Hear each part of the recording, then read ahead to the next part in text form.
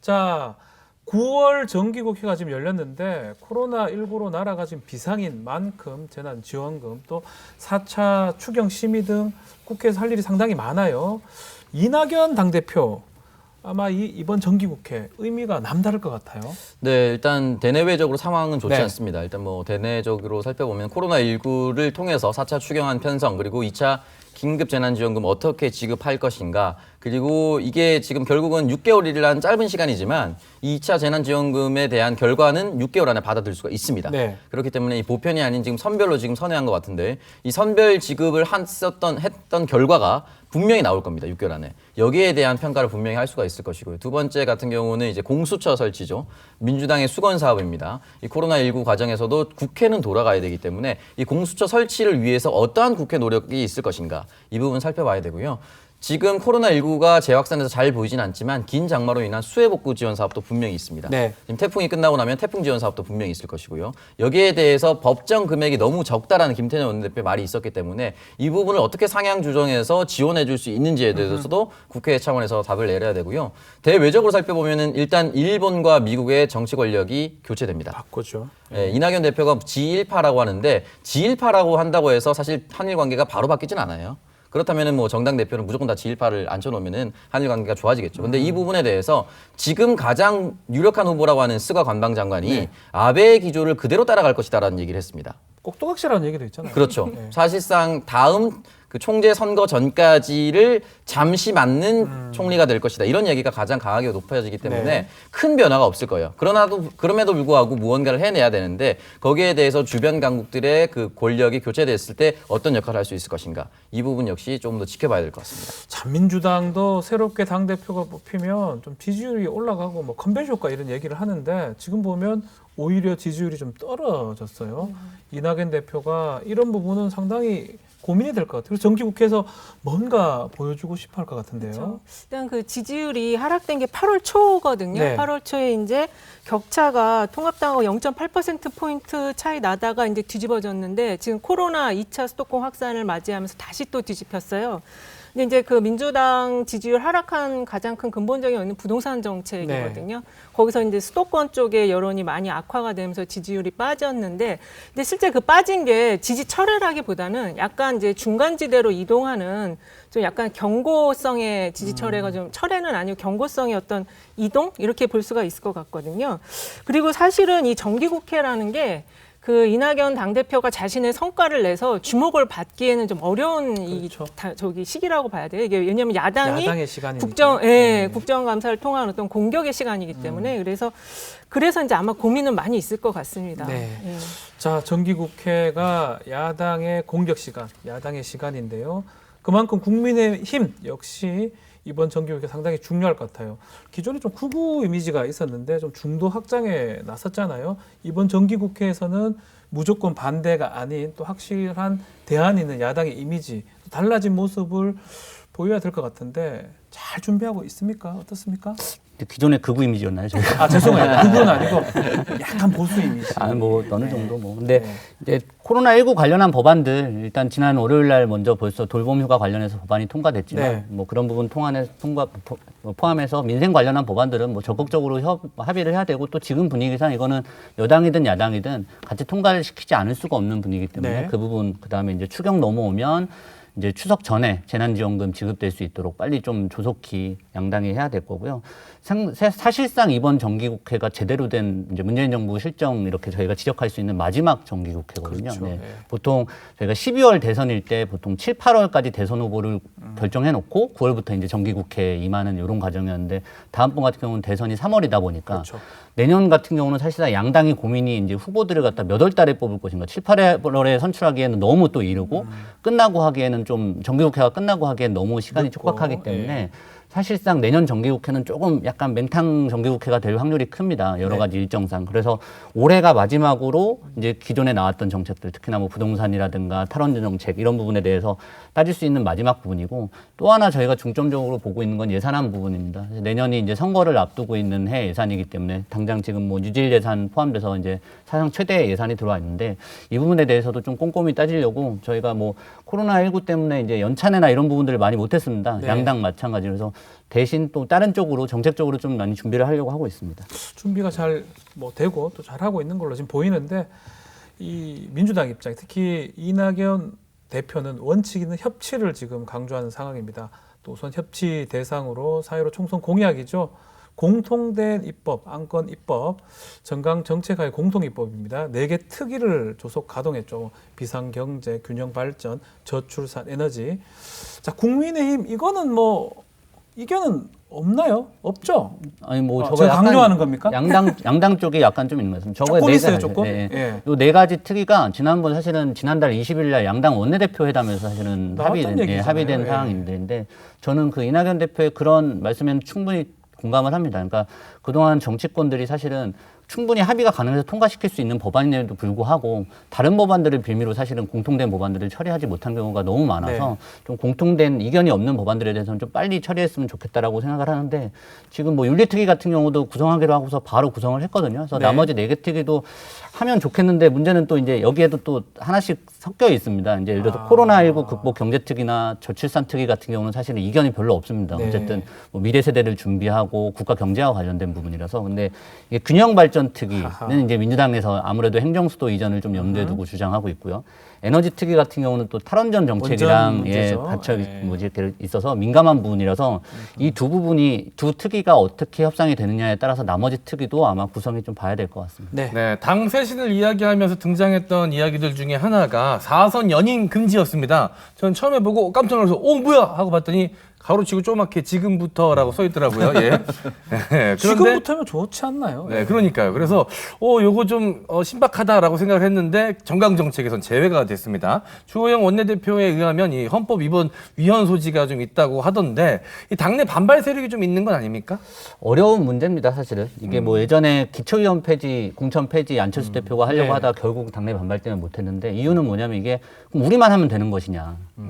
우리만 그걸 갖다 정강정책에 넣어서 우리만 4선 연임을 안 하면 되는 것이냐. 만약에 예를 들어서 거기서 막 반발해서 탈당해서 무소속으로 출마하면 실제로 이번에도 또 그런 경우가 있었고요. 그래서 그런 경우에 대해서는 어떻게 방지책을 마련할 것이냐 이런 부분에 대한 논의가 좀 미흡했던 것 같고 아까 2번부터라는 것도 그런 의미에서 좀 다선 의원들의 반발을 좀 줄여보려고 했던 건데 사실상 이건 여든 야든 사실 다선 의원님들한테는 다 좀 불편한 사안들입니다. 아, 그래요? 지금 3선이면 4선이면 7선인데. 그런데도 불구하고 여전히 그리고 이제 그 법안의 명칭을 보면 이제 박수영 그래서 결국은 이제 박수영 의원이 예. 국민의힘 박수영 의원이 개정안을 냈습니다. 냈는데 거기서도 초선으로 이제 지칭을 한다. 다선 의원도 초선으로 지칭한다. 다음번부터는 뭐 이렇게 했더니 그런 거에 대해서 반발하고 뭐 민주당에서도 이제 윤건영 의원이 똑같이 발의를 했습니다. 법안을. 근데 거기 서명한 10명이 딱 서명을 했는데 보면 3선 이상은 아무도 없습니다. 다 초선. 초선 9명에 재선 1명입니다. 그러니까 아무래도 겉으로는 대놓고 반발은 못하겠죠. 국민적인 시선이 있기 그렇죠. 때문에. 그럼에도 불구하고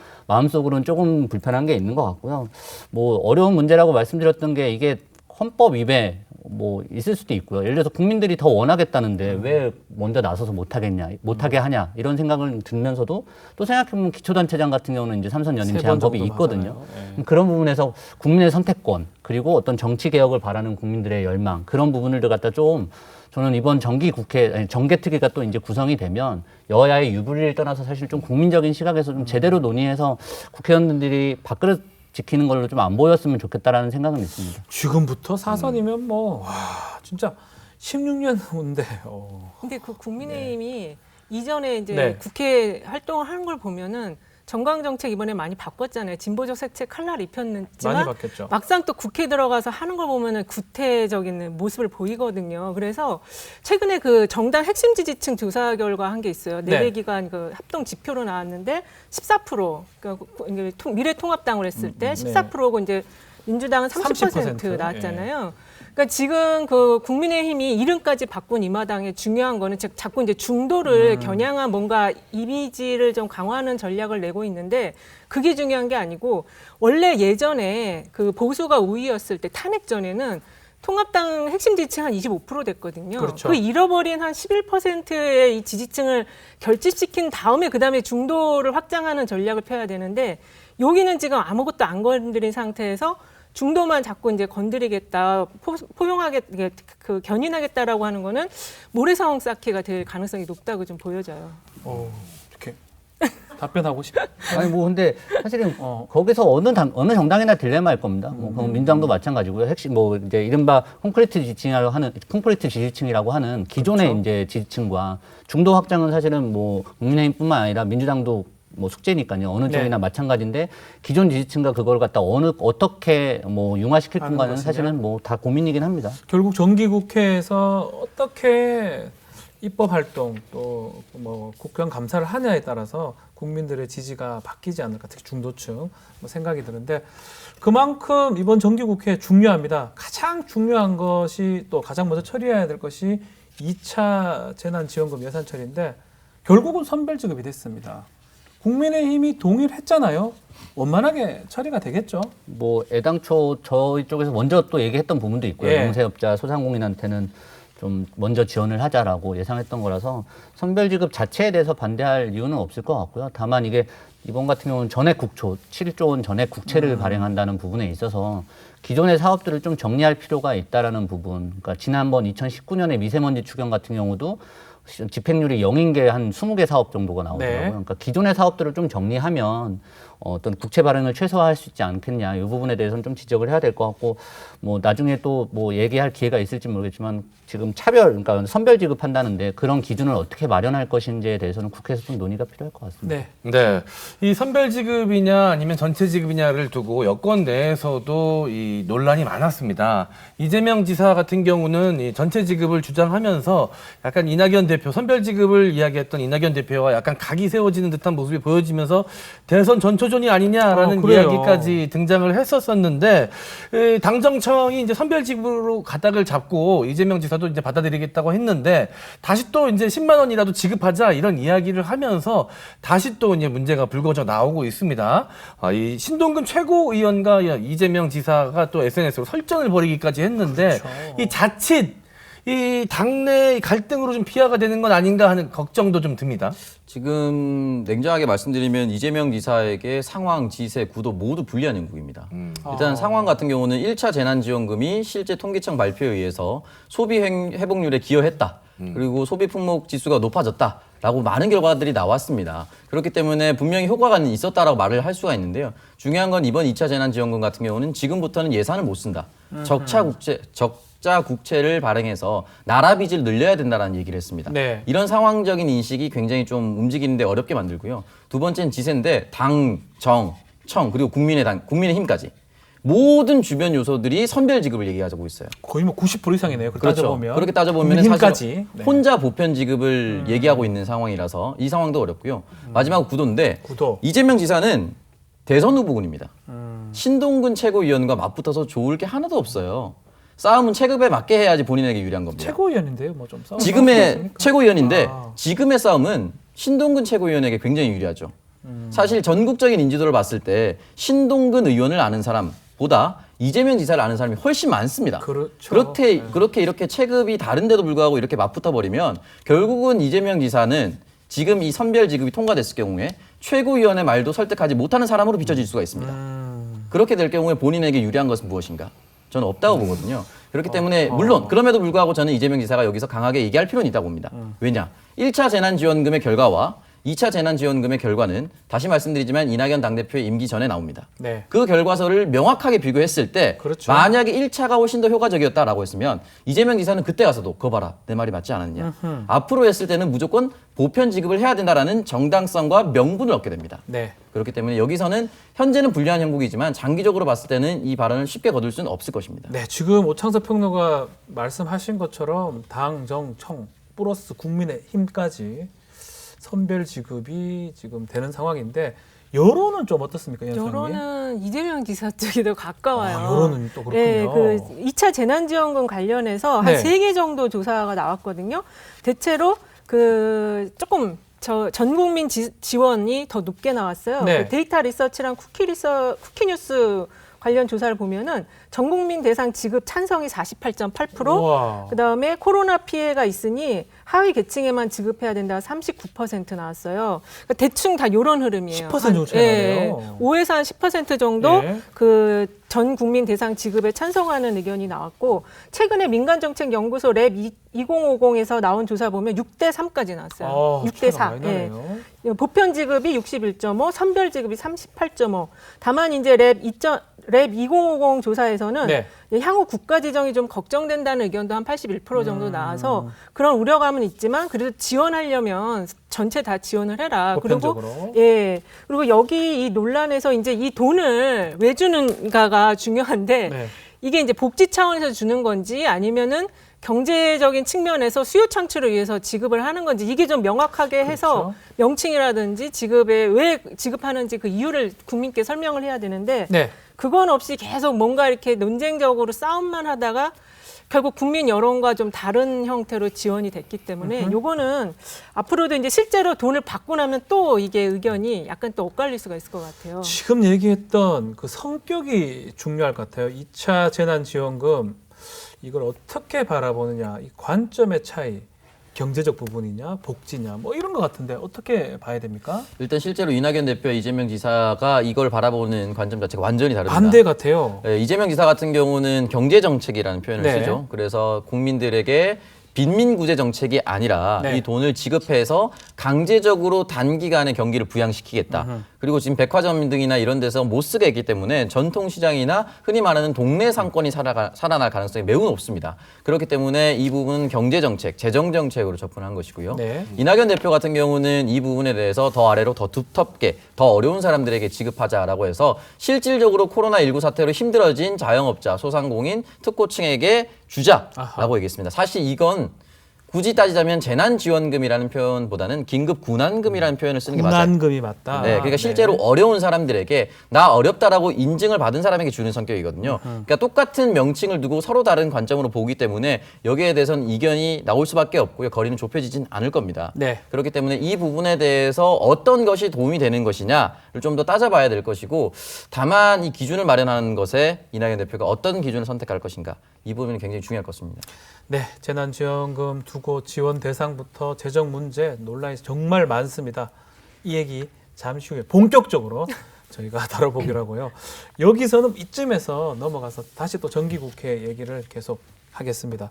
특히 재난지원금 못지않게 또 중요한 또 법이 있어요. 공수처법 개정안인데 야당이 공처장 추천위원을 내지 않았습니다. 결국은 법으로 이걸 여당이 개정하겠다.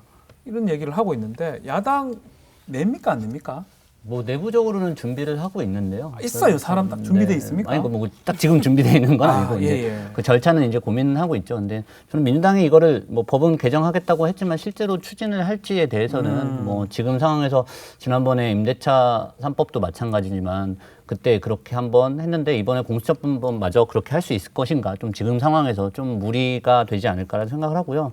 기본적으로 국민의힘 입장은 딱 하나입니다. 위헌 심판을 보고하자. 지금 5월 13일 날 저희가 위헌 심판을 청구했는데 그 5월 26일 날 재판 회부되고 나서는 아직까지 아무런 통보도 없는 상황이거든요. 그래서 사실 헌재가 좀 빨리 결과를 내주면 그냥 어쨌든 법을 하나 만드는 거에 있어서 헌재의 결정도 안 보고서 무작정 추진했다가 다시 바꾸는 것보다는 어떤 사회적 소모나 이런 비용이 많이 들기 때문에 그 이후에 하자는 거고요. 그거 플러스 또 하나 해서 만약에 그렇게 급한 게 공수처 역할이 급하다면 지금 이제 특별감찰관제도 있지 않습니까? 네. 지금 아직 법은 통과됐는데 4년째 아직 그 공석으로 남아 있는데 특별감찰관을 빨리 추천해서 그거부터 먼저 가동하자라는 입장입니다. 자, 코로나19 뭐 그런 게 있기 때문에 변수가 많습니다. 이런 상황에서 과연 공수처법 이 개정을 밀어붙이는 게 맞느냐 부담스럽기도 한데 저 이것도 뭐 여론조사가 된 게 좀 있나요? 여론조사가 있는데요. 이 공수처 설치와 관련해서는 네. 찬성 의견이 이제 2016년, 17년에 한 69%, 19년에 77%. 그러니까 찬성 와. 반대로만 물어봤을 때는 예. 찬성이 높아요. 근데 이제 지난 19년에 12월 30일 날 오마이뉴스가 리얼미터 의뢰한 조사 결과를 보면은 공수처법 통과에 대한 긍정평가가 54.2%, 아. 부정평가 40.4%로 부정평가가 의외로 높아요. 많이 올랐네요. 예, 그래서 이게 즉 19년에 이랬는데 지금 최근에 그 아까 사개기관 여론조사 지표에서도 이 문항을 물어봤는데 이때 좀 완전히 좀 다른 의견이 나왔는데 네. 검찰 길들이기로 변질된 그러니까 검찰 개혁에 관해서 물어본 거예요. 검찰 길들이기로 변질되는 등 당초 취지와 달라졌다가 52%, 권력기관 개혁이라는 당초 취지에 맞게 진행되고 있다 32%. 그래서 이 공수처 설치라는 게 약간 검찰 개혁과 연동이 되어 있는데 이 검찰 개혁에 대한 시각이 약간 좀 다르게 바뀌고 있어서 공수처법에 대한 그 찬반이 이게 지금 5대 4인데 조금 더 반대가 높아질 수도 있지 않을까. 부정적인 게 좀 높아질 수 있지 않을까.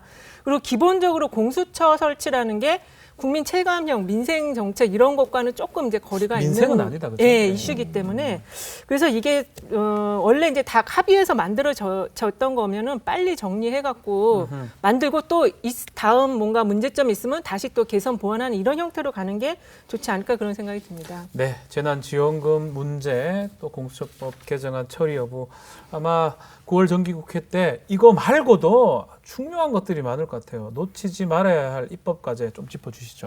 네, 일단 말씀하셨던 것처럼 이제 코로나19와 관련된 추경 편성 네. 그리고 이제 공수처 설치도 있고요.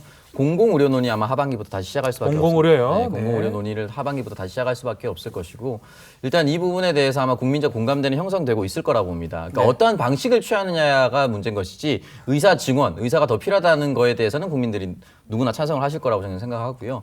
그리고 기업 관련돼서 지금 이재용 부회장 사건이 남아있는데 재판이 남아있는데 이와 관련돼서 기업의 투명성을 좀 제고하기 위한 공정경제 3법도 있습니다. 이런 부분에 있어서 여기서도 분명히 이제 답변이 분명히 나올 거라고 생각을 하고요. 중요한 건 이제 다음 달 10월 5일부터 24일까지 3주간 국정감사 기간입니다. 올해 사실은 공공기관이라든지 지금 이제 원격 의료라든지 뭐 비대면을 하면서 공공기관 직업훈련 같은 경우도 다 이제 비대면으로 실시됐습니다. 네. 공공기관 감사를 할 때 어떤 걸 할 수 있을지 또 이런 부분도 좀 더 눈여겨봐야 될 것 같습니다. 네, 뉴스 코멘터리 막점 막후 정기국회를 앞둔 여당과 야당에 대해서 좀 살펴봤습니다.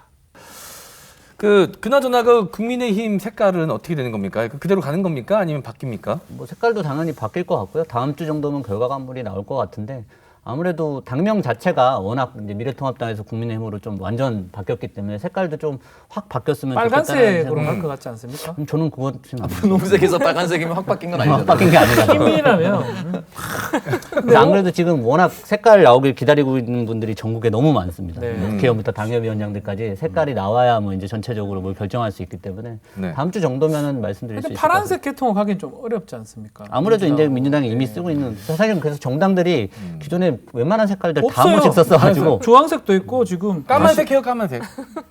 죄송합니다.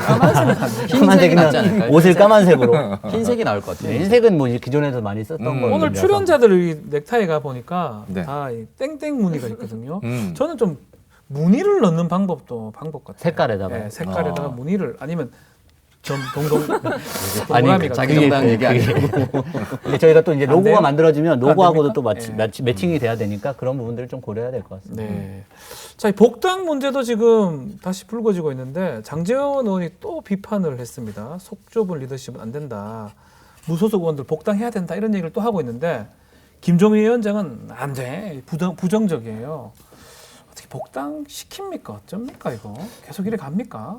저는 시기의 문제, 계속 말씀드렸지만 시기의 문제긴 한데 모멘텀이 필요할 것 같습니다. 지금 이제 당명 개정을 국민의힘으로 좀 이제 어떻게 보면 중도 보수에 좀 이렇게 지지층을 확대하겠다고 한 상황에서 지금 기존에 계신 분들 이제 또 홍준표 의원이나 홍준표 의원 같은 경우 특히나 좀 약간 강성 이미지가 강한데 와서 예. 그 와서 싸우는 모습 상상 무서워요. 당장 지금 복당을 시킬 수 있는 모멘텀이 있을까? 뭐 예를 들어서 이제 당무감사가 끝난 이후에 어떤 뭐 조직 재정비 차원에서 그때 가서 논의해 볼 수는 있을지 몰라도 지금 굳이 또 당명 변경 가운데서 복당 문제를 하다 보면 뭐 장제원 의원 말씀하신 것처럼 네. 또 거기에 대한 또 찬반이 갈릴 것이고 거기에 대해서 또 당내 이견이 분출되는 모양새보다는 지금보다는 좀 모멘텀이 좀 더 필요하지 않을까 봅니다. 좀 홍준표 뭐 김태훈 뭐 생각만 해도 뭐 굵직굵직하잖아요. 그렇죠. 다들 이제 뭐 또 다선 의원님이시고 하니까. 네 명의 성격이 네. 좀 다른 것 같아요.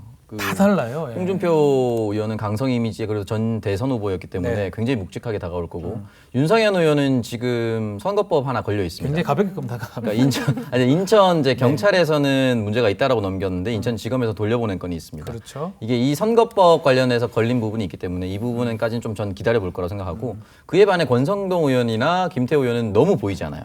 그래서 오히려 복당시키긴 좋아요. 두 사람은 네. 뭐 복당하는데 큰 문제는 없어 근데 보이겠네요. 나머지 이제 두 사람이 이제 문제가 되는 것이죠.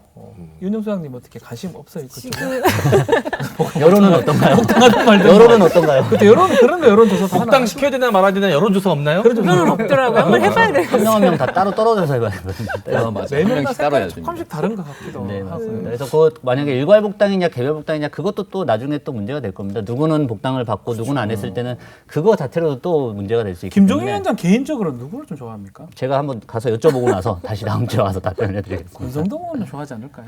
뭐 그런 그게 근거는 물어보는 없을까요? 거예요. 근거는 그거는 전혀 없습니다. 황 부대변인 개인 의견 어떻게 됩니까? 아 저는 다 네 분 다 모셨던 분들이기 때문에 아. 개인적인 인연이 있어서 어. 개별적으로 제가 말씀드릴 건 아니고 저는 뭐든지 다 같이 가는 게 맞다고 봅니다. 복당하는 결국에는. 게 좋다. 네. 근데 나중에는. 복당하면은 출마를 전제로 지금 복당을 해줘야 되는 거 아닌가요? 그러니까 근데 지금 당장 뭐 할게 출마를 네 분 중에 없으니까, 출마는 없으니까 재보선이라도 네분 다 재보궐이 나가실 나갈 분은 아마- 분들이 아닌데. 네, 그쵸. 재산 다 뭐 이제 이런 쪽으로 대통령이 나가시는 되는 건데 건 그거를 아니니까. 때리치고 그렇게 하겠습니까? 아유 또 이런 말 하면 안 되나요? 네. 2차 재난지원금 얘기를 해보겠습니다.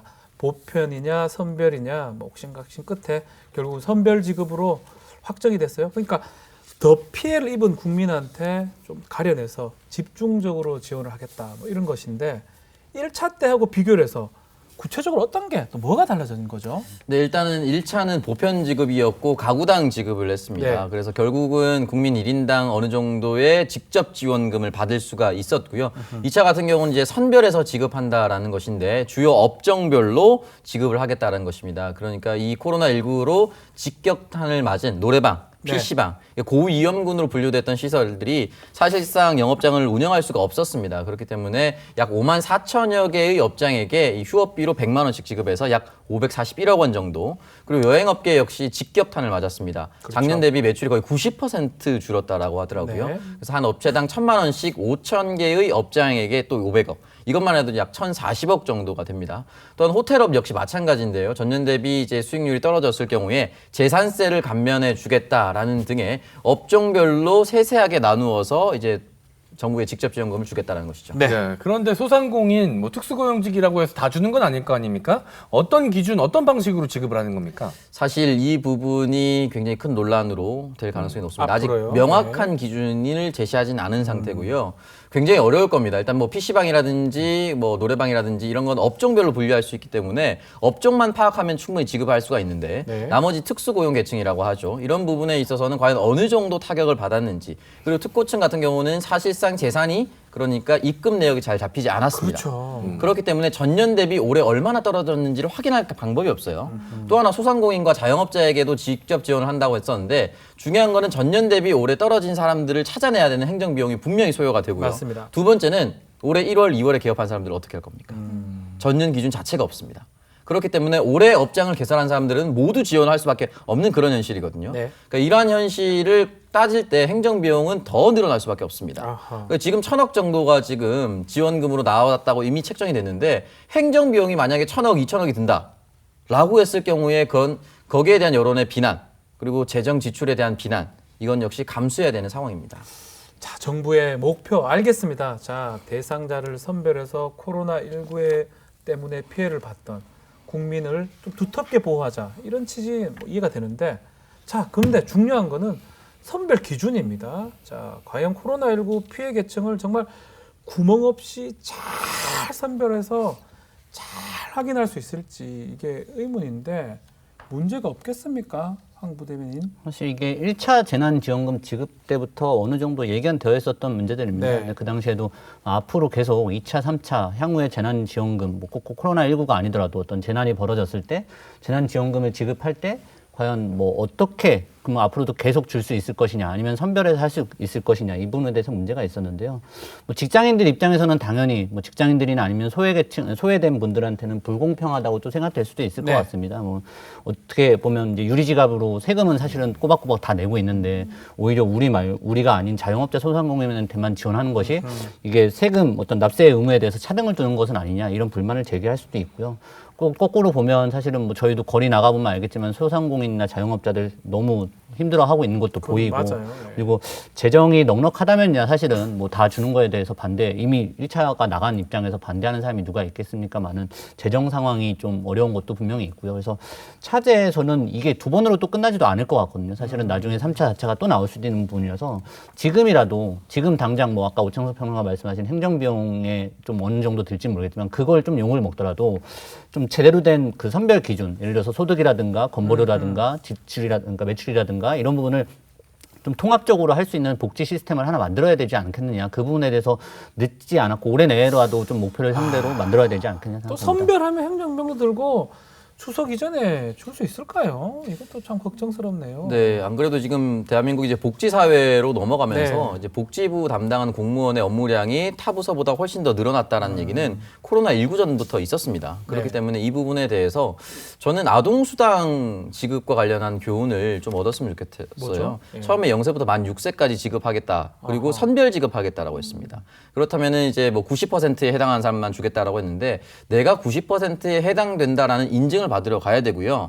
나는 해당되지 않는다는 인증을 또 받아야 됩니다. 아하. 그렇다 보니까 결국은 지급 비용과 행정 비용, 그러니까 행정 분별 비용이 거의 비슷해져 버렸어요. 가격이 그렇군요. 그렇게 해서 결국은 이제 전 국민 지급이 돼 버렸죠. 그리고 이게 반응이 좋으니까 만 6세에서 만 7세로 오히려 한 살 또 늘어 버렸어요. 아하. 여기에서 저는 좀 교훈을 좀 얻어야 된다. 과연 그 피해 업종, 어렵다고 하는 업종에게 일시적으로 월세나 전기세 등을 충당할 수 있는 금액을 주는 것이 좋은 것인지 또는 전 국민에게 지급을 해서 우리 동네 상권에 이런 것도 있었다라고 해서 알리게 해서 또 한 번 방문할 수 있게끔 만들어주는 효과를까지 얻을 것인지 네네. 이 부분을 좀 잘 따져봐야 된다고 생각합니다. 네.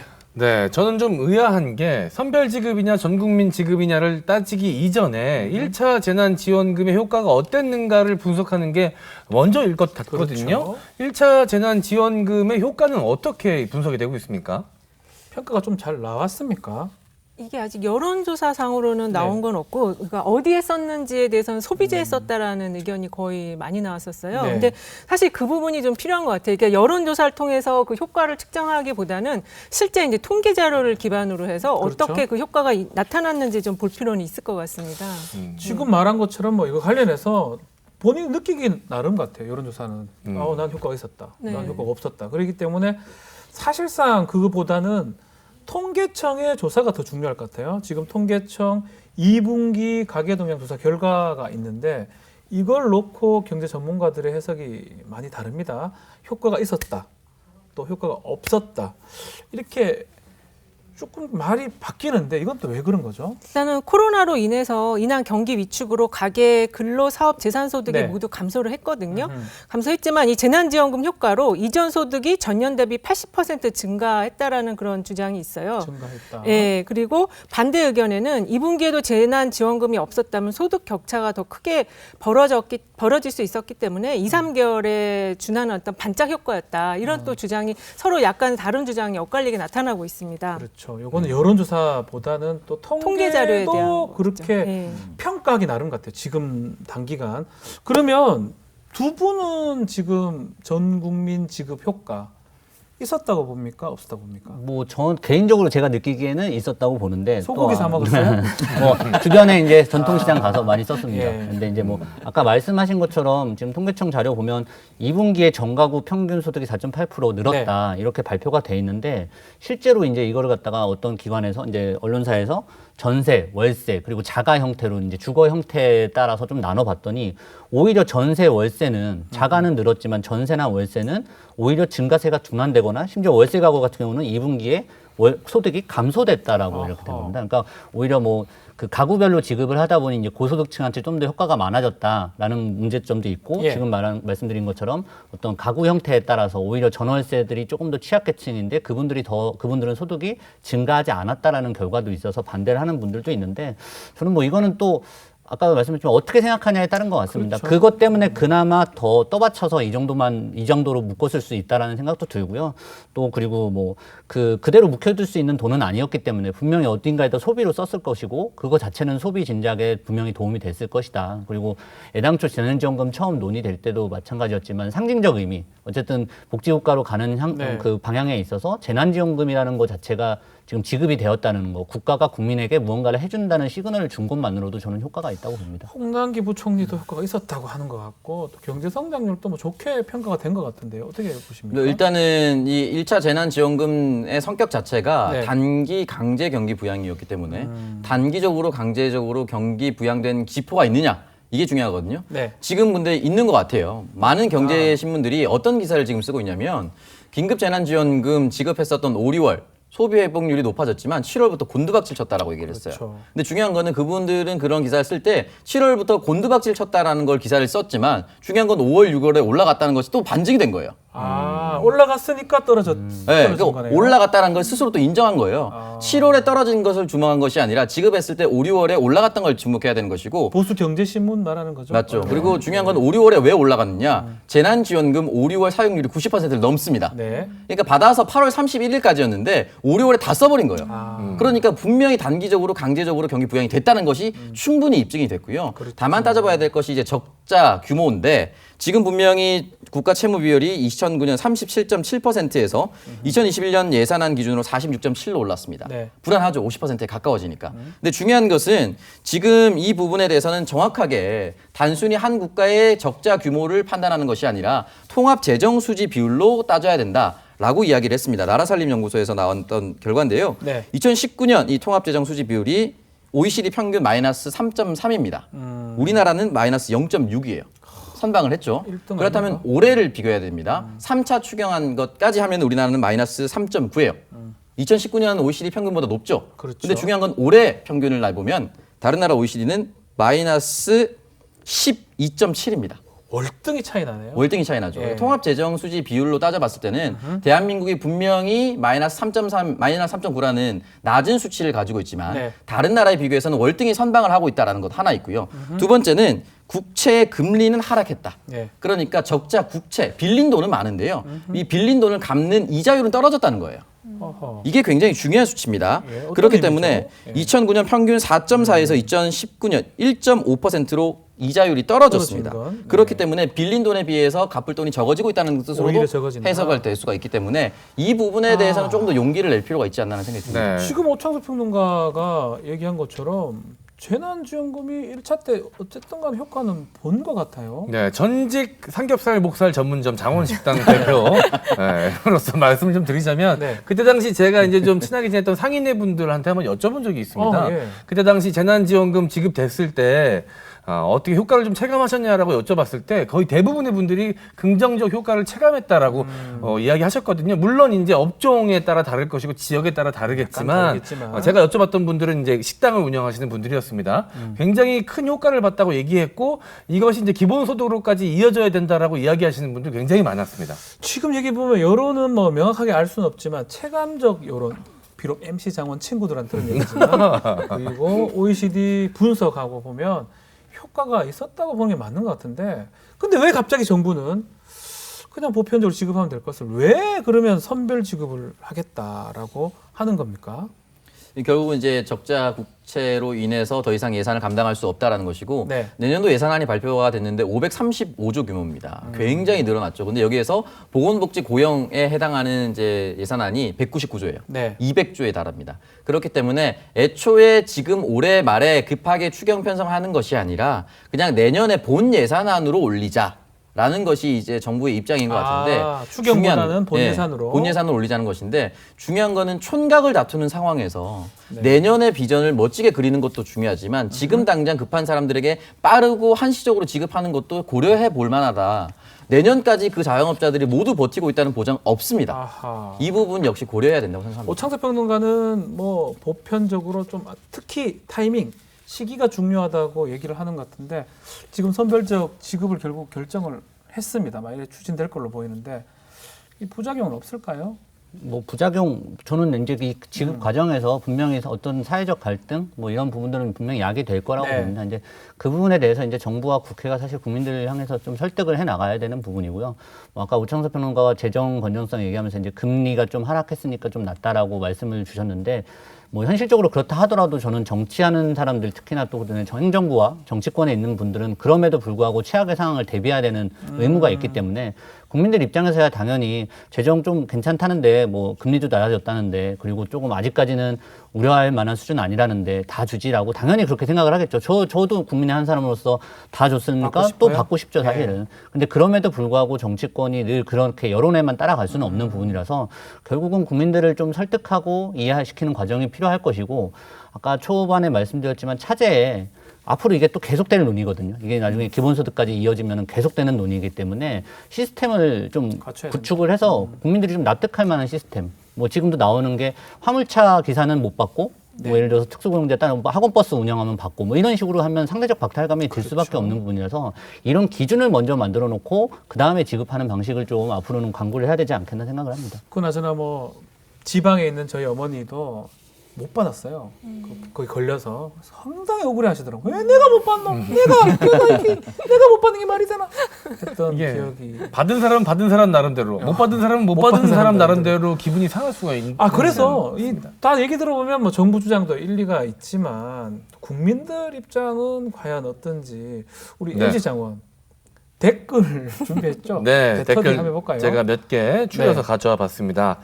자, 읽어드리도록 할게요. 정부의 영업정지 조치로 5개월째 문을 닫고 있습니다. 영업을 안 해도 임차료, 관리비, 기본 전기료가 월 600만 원. 아하. 100만 원 준다고 뭐가 달라지나요? 손님 한 명 오는 게 제일 큰 도움입니다. 그렇죠. 자, 이분은- 가지고 써달라는 거잖아요. 그렇죠. 네. 예, 이분은 아무래도 이제 전체 지급을 염두에 두시고 쓰신 댓글인 것 같습니다. 또 다른 댓글 읽어드리도록 하겠습니다. 아직 1차 긴급 고용 안정지원금도 못 받고 있는데 2차는 죽고 나서 받으려나? 아하. 네. 고용안전지원금이 음. 수령하거나 지급 신청하는 게 좀 시간이 걸려서 그런 네. 얘기를 하는 것 같네요. 네, 또 다른 댓글 하나 더 읽어드리도록 하겠습니다. 꼭 필요한 사람한테 간다면 찬성. 서류상으로 어려운 사람 돕는 건 반대. 자영업자들이나 이런 같은 경우에 네. 이제 뭐 소득이 명확하게 규명이 되지 않다 증명해야 보니까 되니까. 사실 서류상으로는 소득이 적은 걸로 돼 있지만 실제로는 뭐 소득을 더 많이 벌어가시는 분들도 있고 그런 분들 같은 경우는 좀 이런 네. 잘못된 행정이 할 수도 있다 이런 의미인 것 같습니다. 근데 이제 서류상으로밖에 판단할 수가 없거든요, 사실. 그렇죠. 예, 그게 결국은요. 이제 한계입니다. 실산할 수가 그러니까요. 없는 예. 거니까요. 네. 그렇죠. 그러니까 꼭 필요한 사람이라는 것 자체가 기준이 모호합니다. 그렇죠. 저도 필요해요. 네. 저도 필요합니다. 니도 필요하고. 예. 얼굴 굉장히 필요해 보이는 얼굴이에요. 예. 필요하죠. 저는 저보다 더 어려운 사람들 위해서 희생하겠습니다. 네. 알겠습니다. 음. 근데 제일 얄미운 스타일이에요. 예. 참 자기만 잘났어요. 음. 근데 이제 100만 원이잖아요. 100만 원. 예, 근데 100만 원을 받았다 해가지고 뭐가 달라지냐. 이 100만 원 지원 실질적으로 도움이 될까? 이 얘기 좀 해보죠. 도움이 되겠습니까? 이게 100만 원씩 국민 1인당 100만 원씩 지급한다고 해서 그 사람 생계에 100만 원만 도움되는 게 아니에요. 네. 그러니까 단기적으로 써야 된다는 부분에 있어서 동네 자영업자분들이 지금 손님 한 명만 오는 게 더 도움이 된다라고 하셨는데 손님이 오히려 낫다는 거죠. 손님 한 분이 오셔서 100만 원 쓸 일은 없잖아요. 네. 근데 중요한 거는 안 가던 상권도 이렇게 100만 원을 지급받게 되면요. 우리 동네에 돈을 쓰기 위해 돌아다닐 수밖에 없어요. 그 손님이 100명, 1000명이 될 수 있다는 것이죠. 아하. 그런 효과에 이제 집중해야 되는 것이지 100만 원이 온다. 그것 때문에 내 경기가 살아난다. 여기에 집중하는 것이 아닙니다. 그렇기 때문에 이것은 결국은 전체적으로 상생하자라는 의미가 있기 때문에 어떠한 지급 금액보다는 전체적으로 소비에 나선다. 이런 현상에 좀 더 주목해야 될 것 같습니다. 네. 황교안 부대변인도 하고 싶은 말씀 100만 원 있습니까? 이렇게 사실 재난지원금이라는 것 자체가 경제 위기 상황에서 어떻게 보면은 임시방편적인 거지 사실은 이거 자체가 근본적인 해결책은 될 수는 없거든요. 네. 결국 근본적인 해결책은 경기가 살아나야 되는 거고 아까 정석 평론가 말씀하신 것처럼 그래서 사실은 일부 소상공인 단체에서는 이번에 선별지급 말고 차라리 오히려 전체 지급을 하자고 소상공인 단체에서 요구한 경우도 있습니다. 왜냐하면 이게 100만 원 내가 받는 것보다는 그 국민들이 많이 와서 소비에 좀 진작을 할 수 있게 해주자. 그래서 저는 뭐 100만 원 액수의 문제도 아니고 횟수의 문제도 아닌 것 같습니다. 100만 원씩 매달 준다고 해도 그게 근본적인 해결책은 아닐 것 같고요. 그거는 이제 나중에 기본소득 이런 부분이랑 해서 기본소득으로 가야 되는 부분이지 재난지원금은 또 이번 네, 끝날 것도 아니고 코로나19 이후에도 또 얼마나 계속될지 모르는 부분이기 때문에 이거 자체가 그런 부분은 아니고 다만 이거라도 하지 않으면 더 어려워지기 때문에 최소한의 조치 정도라고 생각하는 게 좋을 것 같습니다. 그렇군요. 네. 1차는 전국민 지급이었고요. 2차는 선별 지급으로 가닥이 잡히고 있습니다. 앞으로 또 이 이야기가 나올 만한 상황이 또 벌어질 거라고 생각이 들거든요. 이 1차와 2차를 잘 비교해서 더 효과적이었던 것으로 이제 진행이 됐으면 좋겠습니다. 그러니까 1차하고 2차가 좀 다르기 때문에 네. 3차, 4차가 뭐 있을지 없을지 모르겠지만 판단할 때 네. 좀 논거나 근거로 작용하면 좋을 것 같은데 이 지금 기본소득 논의가 지금 되고 있는데 앞으로 재난지원금 관련해서는 어떤 논의가 좀 필요할까요? 일단 저는 이 기본소득 관련돼서 기본소득을 떠나서 재난지원금이 좋았던 것 중에 하나는 카드로 지급했기 때문에 소비가 명확하게 잡혔습니다. 예를 들어서 제가 대리운전 기사님을 부르면 현금으로 주면은 그분의 소득이 정확하게 잡히지 않아요. 아, 근데 카드로 지급했기 때문에 명확하게 소득으로 잡힙니다. 딱 잡힌다. 예. 정확하게 전산에 잡히기 때문에 이 부분은 굉장히 뚜렷하게 결과가 나올 것이라고 보고요. 두 번째, 저와 이제 황교안 부대변인이 똑같이 얘기했던 것이 소득을 어떻게 구분할 것인가, 취약계층은 어떻게 기준을 마련할 것인가가 중요하잖아요. 네. 여기에 대해서 김경수 지사가 최근에 남긴 이야기가 있습니다. 네. 저는 이 부분을 참고하면 좋을 거라고 생각이 드는데 소개해 주시죠. 현재 세금 과세는 국세청이 하고요. 네. 4대 보험은 이제 국민건강보험공단이 하고 있는데 이를 단일화해서 행정 시스템을 하나로 만들면 쉽게 된다. 실제로 독일의 경우 이렇게 하고 있다고 합니다. 네. 그래서 독일의 정부 같은 경우는 뭐 소상공인 자영업자들이 신분증과 세금 번호만 입력하면은 이달의 소득이 명확하게 나온다고 합니다. 그렇게 해서 재난지원금을 신청하면 3일 만에 나온대요. 네. 안전한 통합 시스템이 정착이 된 것이죠. 실제로 참여정부에서 이러한 4대 보험 통합법을 추진하려고 했는데 무산이 됐다고 합니다. 안 됐죠. 그렇다면 지금 다시 가져와서 이 통합법을 발의를 해서 하루 만에도 이 사람의 소득, 전년도 소득 대비 올해 소득이 어떤지 또는 하루 만에 전월 소득이 또 얼마가 됐었는지를 뚜렷하게 내보인다라고 했을 경우에는 네. 앞으로 이 부분에 있어서 기준은 아주 명확하게 제시될 것이다. 그런 자, 생각이 우리 듭니다. 황교안 부대변인은 어떻게 좀 앞으로 어떤 논의가 좀 더 필요할 것 저도 같습니까? 뭐 세 가지인데요. 예. 첫 번째는 아까 방금 우창수 평론가 말씀하신 세부 지급 기준. 그러니까 뭐 아까 김경수 지사가 말씀하셨던 그런 통합적인 복지 시스템 구축. 그걸 통해서 뭐 차등을 준다면 국민들이 결국은 차등 자체에 반대한다기보다는 그거에서 오는 상대적 박탈감이 사실 큰 문제이기 때문에 예를 들어서 뭐 25% 이하는 준다. 그러면 24%에 걸린 사람하고 소득 역전 현상 이런 것도 사실 일어날 수 있거든요. 그래서 뭐 예를 들어서 점수로 한다면 69점까지는 안 주고 10점부터 준다. 이런 식으로 돼버리면 그 박탈감이라는 건 말할 수가 없기 때문에 그런 세부적인 지급 기준. 그다음에 두 번째는 전체적인 지급 기준. 앞으로 경제가 얼마만큼 어려워져야지 재난지원금을 줄 것인가에 대한 논의도 좀 사회적인 합의가 이루어져야 된다. 지금도 이제 이재명 지사나 이낙연 대표 또 국민의힘 서로 좀 정치권에서도 설왕설래가 많잖아요. 그런 거 말고 좀 계량적인 지표, 계량적인 지급 기준 이 정도가 됐을 때는 어떤 재난지원금을 지급하겠다라는 큰 틀의 기준도 좀 마련해야 될 것 같고 마지막으로 이거는 사실 재정 건전성은 정치권과 정부에서는 그렇다고 해서 무시할 수는 없는 부분입니다. 분명히 꾸준히 관리해 나가면서 내년에 지금 또 이제 예산에 그 국채 발행하는 부분, 이번 것들 계속 국채가 늘어나면 앞으로 재난지원금도 줄 수는 없거든요. 계속해서. 그래서 그런 부분까지 세 부분은 좀 같이 계속 논의를 해봐야 될 것 같습니다. 자, 마지막 두 분이 여쭤볼게요. 이은영 소장님은 어떻게 선별이 좋아요, 보편이 좋아요? 저도 이게 처음에는 선별이 이제 지금 정부의 재정 부담을 주지 않을까 해서 선별을 선호를 했는데 이거를 하면서 이제 쭉 자료를 보니까 주려면은 전 국민에게 다 보편적으로 주는 게 더 낫겠다. 아까 말씀하신 그 상대적 박탈감을 없앨 수도 있고 그리고 그 행정 비용이 너무 많이 드는 것 같아요. 선별 고르는데 너무 행정 비용이 많이 드니까 그럴 바에 적게 주더라도 전 국민에게 다 주는 게 좋겠다는 생각이 들더라고요. 실제로 뭐 대구시 같은 경우는 이렇게 선별로 하다가 다음에는 보편을 바꾼 그 전례가 있었거든요. 네. 그리고 아까 그 카드도 좋았지만 그 지역화폐로 그렇죠. 주는 것도 골목 상권을 위해서는 더 훨씬 좋은 방법인 것 같아요. 우리 MC 장원도 네. 받고 싶죠?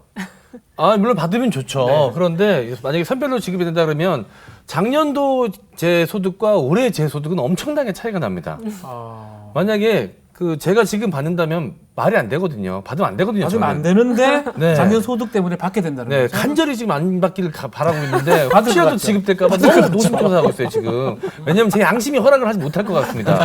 네. 아, 너무 걱정돼요. 밤에 잠을 못 자고 있습니다. 그거 지금 있던데 여론조사에 재원 지원금 수령 이후 세금 낼 의향이 있느냐 네네. 43.4%에 해당하시는 분 네. 같은데요. 그러니까 그리고 작년에 돈 많이 버셨던 분들이 네. 세금 아마 많이 냈을 겁니다. 네. 이번에 8월 말일까지 내는 거였거든요. 아마 작년에 장사 잘 될 때는 당연히 올해도 잘 될 줄 알고선 그 세금 낼 돈 따로 마련 안 해놓으셨을 그렇죠. 거예요. 그렇죠. 올해 와서 힘들어가지고 아마 여기저기서 융통해서 힘들게 빌려서 아마 세금 냈을 겁니다. 그 상처가 남아 있는데 이번에 얼마 이 재난지원금 주는 거에 있어서 나라에서 박하게 군다. 이 상처가 얼마나 갈지 알 수 없거든요. 나중에 가서 보편적 복지 그리고 조세정의를 그분들 앞에서 어떻게 이야기할 수 있을런지 저는 걱정이 앞섭니다. 저도 걱정스러운데 어쨌든 간에 정부가 이제 정책을 내어 놓았습니다. 긴급 재난지원금. 당장 구제가 필요한 국민에게는 긴급 지원할 곳은 막 다 해야 됩니다. 하되 좀 더 내밀하고 치밀한 정책이 필요하지 않을까 생각을 해봅니다. 뉴스 코멘터리 막점 맞고 저희는 다음 주에 다시 찾아오겠습니다. 감사합니다.